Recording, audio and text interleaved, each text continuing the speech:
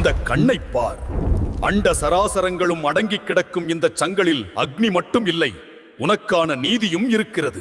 யாரோ ஒருவன் உன் பாதையில் முள்ளை பரப்பிவிட்டான் என்று ஏன் முடங்கி கிடக்கிறாய்? விதியின் சக்கரம் என் கையில் சுழலும் போது இந்த சாதாரண மனிதர்களின் சூழ்ச்சி உன்னை என்ன செய்துவிடும்? உன்னை சுற்றியுள்ளவர்கள் பொறாமையினால் உன்னை பின்னுக்கு இழுக்கலாம். ஆனால் உன் உழைப்பும் நேர்மையும் உண்மையாக இருந்தால் இந்த பிரபஞ்சமே உனக்கு வழிவிடும். தூணிலிருந்து நான் வெளிப்பட்டது வெறும் இரணியனை அழிக்க மட்டுமல்ல, நம்பிக்கை எங்கே இருக்கிறதோ அங்கே நரசிம்மன் இருப்பான் என்பதை உலகிற்கு சொல்லத்தான்.